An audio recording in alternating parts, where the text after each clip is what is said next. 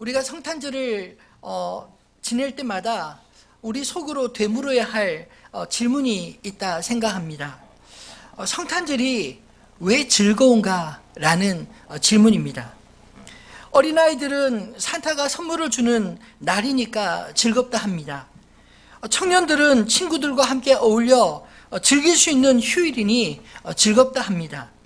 어른들은 모처럼 가족들과 함께 연말을 휴일로 보낼 수 있으니까 즐겁다 합니다. 그러면 역사 속에서 2000번 이상이나 반복되어 온 성탄절에 우리는 왜 기뻐하고 즐거워해야 할까요? 2000년도 더 된 이 오랜 이야기가 우리와 무슨 상관이 있어 우리는 오늘 이날을 기념하고 축하해야 합니까? 예수님과 상관없는 사람들에게는 그저 기쁜 날 선물을 교환하고 하루 가족들과 함께 푹 쉴 수 있는 휴일 정도로 기념할 날이 될지 모릅니다. 그러나 적어도 예수를 구주로 믿는 우리에게 이 성탄은 하나님께로부터 우리가 받은 가장 큰 선물이신 예수님의 탄생을 기념하는 날이기 때문입니다. 10절로 12절에 보면 천사를 통하여 예수님의 탄생 소식을 이렇게 전하고 있지 않습니까? 천사가 이르되 무서워하지 말라. 보라, 내가 온 백성에게 미칠 큰 기쁨의 좋은 소식을 너희에게 전하노라. 오늘 다윗의 동네에 너희를 위하여 구주가 나셨으니 곧 그리스도 주시니라. 너희가 가서 강부에 쌓여 구유에 누워있는 아기를 보리니 이것이 너에게 표적이니라 하더니, 하나님의 가장 좋은 선물은 바로 다름 아닌 하나님 자신이었습니다. 임마누엘이라는 뜻은 하나님이 우리와 함께 우리와 같은 모습으로 어린 아기로 탄생하여 우리가 같이 되신 것이라는 그런 뜻 아니겠습니까? 이 성육신의 의미는 하나님이 친히 우리와 같은 삶을 살기 위해 이 땅에 오셨다라는 것입니다. 우리를 구원하시기 위해 이 땅에 오실 때 우리가 요즘 흔히 말하는 금수저, 다이아몬드 수저로 오신 것이 아니라 우리와 비슷한 흙수저와 같은 모습으로 가장 친숙한 모습으로 우리에게 찾아오셨습니다. 이번에 성탄절 말씀을 준비하면서 오늘 본문에서 처음 느끼는 그런 부자연스러움을 잠깐 발견하게 되었습니다. 그것은 천사들이 마치 자신들의 직무를 유기하고 있는 것 같은 그런 느낌을 받았기 때문입니다. 구주가 탄생했다고 기뻐하면서도 정작 이 천사들이 베들레헴에서 아기 낳을 곳이 없어 방황하는 요셉과 마리아를 위해 빈방이라도 찾아줘야 하는 건 아닌가요? 우리가 흔히 생각할 때 천사들이 우리가 기도하면 우리를 위하여 무언가 돕고 우리를 위하여 어떤 일을 해줘야 한다라는 그런 생각을 갖고 있는데, 하물며 하나님의 아들이 이 땅에 오시는데 이 천사들이 그 베들레헴에서 아기 낳을 곳 없어 발을 동동 구리는 이 요셉과 마리아를 위해서 아무것도 하지 않은 채 오히려 지금 한가로이 목동들과 함께 노래나 부르고 있을 때입니까? 천사들이 목동에게 가서 예수 탄생의 기쁜 소식을 전하면서도 정작 구주 탄생을 위해 그들이 아무런 조치도 취하지 않는 그런 느낌을 말씀을 묵상하는데 문득 생각이 들었습니다. 근데 만약 이건 역시 하나님의 의도하신 일이라면 천사들조차 하나님의 아들 예수의 탄생을 돕도록 일을 맡기지 않으셨다면 어쩌면 이 또한 은혜요 그 자체가 우리에게 주는 메시지가 아닐까요? 14절의 천사들의 합창은 예수님의 성육신하신 사건에 대한 찬양일 뿐만 아니라 예수님이 이 땅에서 어떤 삶을 사실지를 미리 예언하는 그런 찬양이기도 합니다. 이 놀라운 소식을 전하며 수많은 하나님의 군대와 그 천사들이 다 함께 노래하고 있습니다. 비록 천사들의 이 합창 곡조는 우리가 다시 들을 수 있는 것이 아니지만 오늘 우리에게 남겨주신 이 가사를 통해 하나님께서 우리에게 전달하고 싶은, 천사들이 우리에게 들려주고 싶은 그런 메시지는 분명하다라고 믿습니다. 예수님의 탄생의 첫 번째 메시지는 지극히 높으신 하나님께 영광을 찬양하고 있습니다. 예수님의 탄생이 왜 하나님께 영광이 될까요? 예수님 편에서 성육신은 하나님 아버지를 향한 온전한 순종이었기 때문입니다.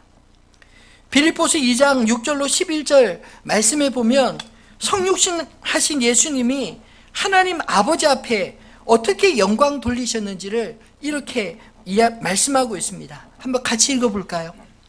그는 근본 하나님의 본체시나 하나님과 동등됨을 취할 것으로 여기지 아니하시고 오히려 자기를 비워 종의 형체를 가지사 사람들과 같이 되셨고 사람의 모양으로 나타나사 자기를 낮추시고 죽기까지 복종하셨으니 곧 십자가에 죽으심이라. 이러므로 하나님이 그를 지극히 높여 모든 이름 위에 뛰어난 이름을 주사 하늘에 있는 자들과 땅에 있는 자들과 땅 아래에 있는 자들로 모든 무릎을 예수의 이름에 꿇게 하시고 모든 입으로 예수 그리스도를 주라 시인하여 하나님 아버지께 영광을 돌리게 하셨느니라. 아멘. 예수님의 삶, 성육신 하신 삶은 우리가 따라갈 수 있는 길을 보여주시고 또 함께 가시는 하나님 백성의 모델의 삶이라고 생각합니다. 예수님은 우리에게 불가능한 것을 요구하시지 않으시고 친히 우리 앞서 한 걸음 한 걸음 나아가시며 우리와 동행하시고 우리를 가르치시며 주님이 원하시는 그런 삶으로 이끌어 가시지 않습니까? 저는 예수님의 제자들의 모습을 보면서 이것을 분명히 발견할 수 있었습니다. 사실 제자들로 부름받은 이 12명의 사람들 한 사람 한 사람을 뜯어보면 특별한 사람이 아무도 없습니다. 제자들을 택하실 때 우리가 흔히 기대하는 특별한 스펙을 가진 스펙을 요구하지 않으셨고 또 특별한 방법으로 주님이 뽑으신 것이 아닙니다. 적어도 그렇게 느낄 만한 아무런 조건도 이 제자들이 갖지 않았던 것이 어쩌면 신기하고 또 감사하기조차 하지 않습니까? 그들은 우리 주변에 볼 수 있는, 아니 우리와 같은 너무나 평범한 사람들이었습니다. 단지 예수님을 믿고 예수님께 자기를 온전히 맡길 만큼 좋아하며 따르는 그런 사람들 아닌가요? 그들에게 주님이 요구하신 것은 너무나 간단했습니다. 나를 따라오너라. 내가 너로 사람 낚는 어부 되게 하리라. 제자들에게 어떤 것을 과하게 요구하신 것이 아니라 나와 함께 가자. 내가 앞서 갈 테니 나를 따라오너라. 그러면 내가 너희로 사람을 낚는 어부가 되게 하겠다라고 말씀하신 것입니다. 여러분, 성육신 하신 예수님의 삶 자체, 그것이 바로 하나님께 영광이 되는 삶이 아닌가요? 그리고 성육신 하신 주님과 함께 자기가 가고 싶은 길이 아니라, 원하는 길이 아니라 주님이 부르신 길로 갔던 이 제자들을 통해 주님 또한 영광 받으시지 않으셨습니까? 성육신은 하나님의 아들 예수가 스스로 자기를 낮추어 눈높이를 우리와 같이 맞추신 사건입니다. 예수님의 성육신은 우리가 그분을 따라가다 도무지 넘을 수 없는 우리 자신의 한계에 부딪힐 때 우리를 대신하여 친히 대역을 맡으신 삶인 것입니다. 십자가의 삶이 바로 성육신의 완성입니다. 예수님은 마태복음 16장 24절에 누구든지 나를 따라오려거든 자기를 부인하고 자기 십자가를 지고 나를 따를 것이니라고 하셨습니다. 지극히 높으신 하나님께 영광을 돌리는 삶, 그것은 바로 예수님이 보여주신 것처럼 자기를 부인하고 그리고 자기의 길을 묵묵히 가는 삶이 아니었을까요? 그리고 제자들에게 요구하신 것처럼 그 주님을 따라 우리 각자의 십자가를 지고 하나님의 영광을 위해 우리 자신을 드리는 삶이 아니겠습니까? 이것이 하나님께 영광 돌리는 삶인 줄로 믿습니다. 예수 탄생의 두 번째 메시지는 하나님의 백성들에게 평화의 메시지였습니다. 진정한 평화는 하나님 안에 있습니다. 우리가 평화를 생각할 때 착각하는 것은 예수님이 이 땅의 모든 사람에게, 온 인류에게 평화를 주러 오셨다라는 생각 때문입니다. 그런데 천사들의 찬양 이 두 번째 파트를 다시 한번 읽어보십시오. 땅에서는 하나님이 기뻐하신 사람 중에 평화로다. 모든 사람이 아니라 하나님이 기뻐하신 사람들 중에 평화라 말씀하고 있습니다. 우리가 갖기 쉬운 이 성육신에 대한 오해를 C.S. 루이스는 그의 책 스크루지 테이프의 편지에서 이런 이야기로 소개하고 있습니다. 원래 삼촌 악마인 스크루 테이프로부터 편지를 받던 웜우드가 이제는 자신의 조카 이 브로덥에게 사람들을 속이는 방법에 관해 조언하는 장면이 나옵니다. 그 가운데 악마들이 크리스마스를 보내는 법이라는 한 장면에 이렇게 이야기를 쓰고 있습니다. 물론 원수의 출현만 생각하면 언제나 오싹해지는 이 기분은 영원히 피할 수 없을 게다. 여기서 원수는 이 악마의 입장에서 예수 그리스도를 가리킵니다. 그럼에도 그 사람들이 그 끔찍한 휴일을 기념하는 모습을 보고 있노라면 이 또한 얼마나 즐거운 일인지 모를 거다. 우리는 저들과 함께 노래하고 축제를 벌이고 선물을 주고받고 구석구석을 장식하고 영화를 관람하며 시간 때우는 일을 몹시도 좋아하지. 너는 그 휴일에 슬그머니 물러나 이 상처를 어루만지며 전의를 다져야 하는 게 아니냐고 우리에게 말할지 모르지만 우리는 잃어버린 땅을 상당히 되찾았단다. 그 휴일에 우리가 어떤 영향을 끼치고 있는지 설마 못 보고 있는 건 아니겠지? 오랜 옛날 그 아기를 제거하는 데 실패하고 나서 우리가 어떻게 해왔는지를 내가 알아차리지 못했을까 봐 이야기한다. 지금은 멋진 트리와 선물, 각종 장식과 반짝이는 조명, 산타와 눈사람, 달콤한 쿠키와 즐거운 파티, 이런 게 다 크리스마스를 말해주지 않니? 이렇게 우리는 그 아기를 건초 더미 아래에 숨겨두었단다. 이제 사람들이 말하는 메리 크리스마스란 빈방이 없다고 외치던 여관들과 같이 그들은 자기 양만 치는 목자가 되었고 서로 교환할 선물은 가졌어도 베들레헴을 향해 빛나는 저 별은 주목하지 않는 이상한 동방 박사들이 되었어. 봐라, 기분 좋게도 크리스마스가 어떻게 축약되었는지. 우리는 그날을 단순히 엑스마스라고 표기한단다. 여기서 엑스는 헬라에서 그리스도를 의미하는 단어의 첫 자음이 아니라 무엇이든지 대입할 수 있는, 무엇이든지 다 들어갈 수 있는 미지수 X를 의미한단다. 그처럼 들뜬 날에는 스크루지도 필요 없지. 그저 초콜릿 생각만 저들의 머릿속에 집어넣으면 돼. 아니면 칠면조라든가 화로에 구운 밤이나 호두를 맛보도록 유인해도 좋겠고, 그렇게만 해도 저 2000년 전의 아기는 사라지게 되니까. 물론 우리가 저들의 마음에서 원수를 제거하기 위해 사용하는 방법은 훨씬 더 많단다. 이 뒤에도 수많은 이야기가 있는데 이 부분이 이 크리스마스에 대한 이 사탄의 전략을 함축해서 표현한 것처럼 보이지 않나요? 마치 크리스마스의 진정한 주인 대신 예수 그리스도는 쏙 빼고 나머지 껍데기만 가득 채워서 즐기도록 만드는 그런 방법 말입니다. 예수님의 탄생이 왜 사람들에게, 아니 우리에게 평화가 되는 것일까요? 우리가 주님의 평화를 노래할 수 있는 이유는 사실 주께서 그의 백성들에게 친히 평화를 주시기 위해 성육신하시고 우리와 같은 몸을 입으시고 이 땅에 오셨기 때문입니다. 여러분, 그 평화는 그저 주어진 게 아닙니다. 주님의 희생과 사랑과 수고로 우리에게 주어진 것입니다. 하나님이신 그분이 우리와 같이 되기 위해 오신 성육신 자체가 그분의 희생이요 사랑이요 수고 아닌가요?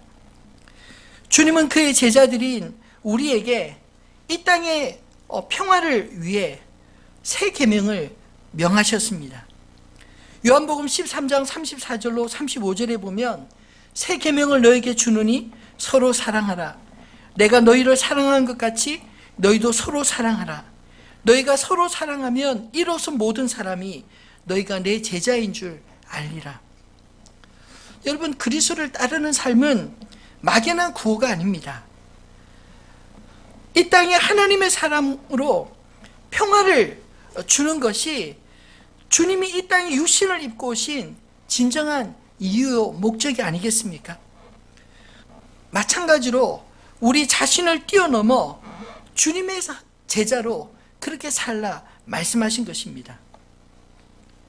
이 땅에 진정한 평화를 전하는 길은 우리를 위하여 친히 육신 입고 우리를 대신하여 우리가 져야 될 그 죄의 짐, 십자가의 짐을 대신 지시고 우리의 죄를 대신하신 것 같이 우리도 역시 우리 형제들을 위해 십자가를 대신 지는 그런 사랑을 실천하는 것 아닐까요? 성육신의 정신을 실천하는 삶이 이 땅에 진정한 그리스도의 평화가 울려 퍼지게 하는 그런 의미인 줄 믿습니다. 오늘 저와 여러분이 그런 믿음의 삶을 따라 온전히 살아가기를 소원합니다. 말씀을 맺겠습니다. 성탄절에 이 복된 천사들의 찬양 소리와 같이 또 그 천사들의 메시지를 듣고 베들레헴으로 뛰어간 이 목자들과 같이 성탄의 메신저가 다 되시기를 주님의 이름으로 축원합니다. 천사들로부터 성탄의 소식을 들은 목자들은 어떻게 했나요? 누가복음 2장 15절로 17절, 오늘 본문 뒤에 이렇게 소개하고 있습니다. 한번 같이 읽어볼까요? 천사들이 떠나 하늘로 올라가니 목자가 서로 말하되 이제 베들레헴으로 가서 주께서 우리에게 알리신 바 이 이루어진 일을 보자 하고 빨리 가서 마리아와 요셉과 구유에 누인 아기를 찾아서 보고 천사가 자기들에게 이 아기에 대하여 말한 것을 전하니 아멘. 그들은 듣고 잊은 게 아닙니다. 듣자마자 서로 말하고 의논하였습니다. 우리가 이 이야기를 들었는데 이 다윗의 동네 베들레헴으로 우리가 직접 한번 가보자. 그리고 주님께서 우리에게 알리신 이 일이 어떻게 이루어졌는지 확인해 보자. 그리고 달려가지 않았습니까? 그리고 그곳에서 천사들이 알려준 대로 구유에 누인 아기를 찾아서 천사들이 자기에게 들려준 그 노래소리, 그 이야기를 이 아기에게 대하여 한 모든 말들을 마리아와 요셉에게, 그리고 그들이 평생 살아가며 그들이 만나는 사람들에게 자신들이 만난 천사에 대한 이야기, 천사가 들려준 메시지를 항상 전하며 살지 않았겠습니까? 사랑하는 성도 여러분, 오늘 이 복된 성탄의 이 메시지를 저와 여러분이 그냥 듣고 잊을 뿐만 아니라, 듣고 우리만 기념할 것이 아니라 이 메시지를 살아가는, 이 메시지를 전하며 살아가는 저와 여러분 되어지기를 소망합니다. 이 성탄의 소식은 사실 구약의, 아니 모든 인류가 진심으로 기다려온 소식 아닌가요? 동시에 아직 듣지 못한 사람들에게 우리가 지속적으로 전해야 될 복된 소식인 줄 믿습니다. 절기를 지키라고 하는 것은 기억하라라는 것 아니겠습니까? 우리는 잘 잊기 쉬운 존재이기 때문에 1년에 한 번 이 성탄절을 통해서 주님이 우리에게 어떻게 오셨는지, 아기 예수로 성육신 하신 의미를 다시 한번 되새길 뿐만 아니라 이 복된 소식을 우리를 통해서 아직 듣지 못한 이들에게 마치 천사가 목자에게 전해주고 목자가 또 요셉과 마리아에게, 그들이 만나는 모든 사람들에게 알려주었던 이 복된 소식을 우리 역시 삶을 통하여 전해야 하지 않을까요? 여러분, 우리가 이 날을 기념하되 그 의미를 희석하지 않아야 될 줄 압니다. 예수님의 탄생과 생애와 죽으심 모두가 하나님께는 영광이요 땅에서는 그분의 성육신의 의미를 아는 모든 이들에게 평화의 메시지 아닌가요? 주님은 우리에게 싸우러 오시지 않으셨습니다. 주님이 이 땅에 아기의 모습으로 오셨다는 것은 친히 우리를 위하여 자신의 무장 해제하고 우리의 품에 안기기 위해서, 우리를 품에 안으시기 위해서 주님이 오셨다는 것을 의미하는 게 아니겠습니까? 우리가 맞이하는 이 성탄절은 2000번 이상 반복되어 돌아온 성탄절이지만 우리의 기억 속에 이 천사들의 찬양의 의미가 기억되는 복된 시간이 되어지기를 소망합니다. 단순히 기억하는 성탄에서 이제 기념하고 이 복된 소식을 전달하는 그런 성탄절이 다 되시기를 주님의 이름으로 축원합니다. 오늘 주신 이 말씀을 기억하면서 우리들의 찬송가 125장 천사들의 노래가 가사를 묵상하며 함께 찬양하겠습니다.